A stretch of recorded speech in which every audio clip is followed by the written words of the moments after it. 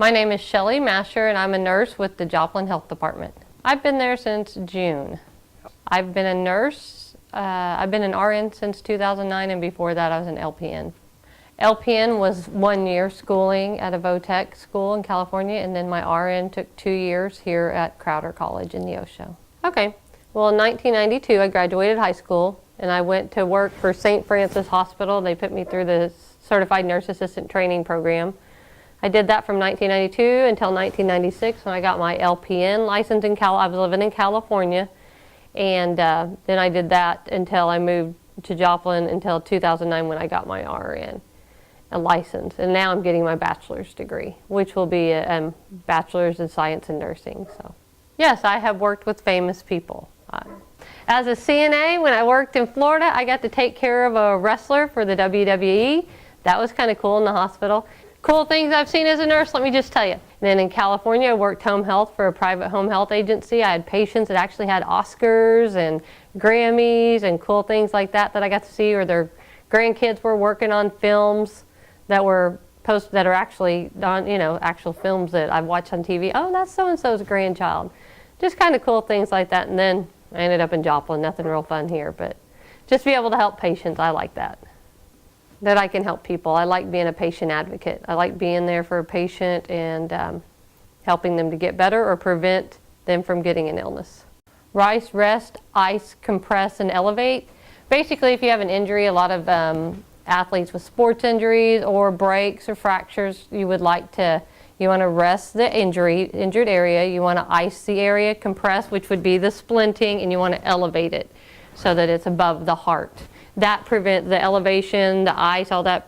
Ice helps with the swelling, elevation helps with the swelling, the ice also helps to numb it for pain. So, and compression kind of keeps it from the injury from moving before it can get set by the doctor. On a daily basis for the health department, what I do is immunizations of school-age children. I also do babies and adults.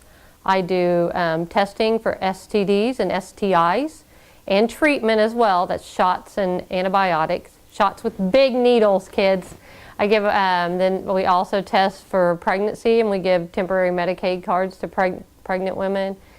I would set it, make sure there's good circulation. I would put a splint on it and just make sure it's wrapped and secure and take them to the, well, it depends on the situation. I might just call the ambulance, or I would take them to the hospital depending on what situation I'm in. I have worked with my mom in the nursing profession. We worked as school nurses together at Neosho School District. I did. I enjoyed working with my mom. I became a nurse basically because my mom was a nurse. I would go to work with her when I was younger, and she was like a nurse manager, and just seeing how she was with her employees, how she was with patients. I really enjoyed that. I have considered other professions, yes. I initially wanted to be a psychologist. And it's still in the same line, it's still helping people, just in a different way. Took me, I went 2 years for LPN, 2 years for associate degree, and an extra 2 years for my bachelor. When my mother was sick in the hospital, there was a nurse that was really nice to her and made my mother feel better, so from then on I decided that that's what I wanted to be. I've worked at Cox South in Springfield, I've worked at Mission Viejo in California, I've worked at Freeman Hospital, I've worked at St. John's Hospital, and I worked for Ocumed, and I also worked in a physician's office. Oh, I've delivered a baby in the room, emergency room. I've done CPR and saved some lives by starting the CPR. And when I was an occupational nurse, I took care of a lot of people that had some very severe wounds and got them ready for the emergency room. With a broken leg, what you do is you stabilize it, try to get it as in place as you can, wrap it up, and then you get them to the emergency room or the hospital.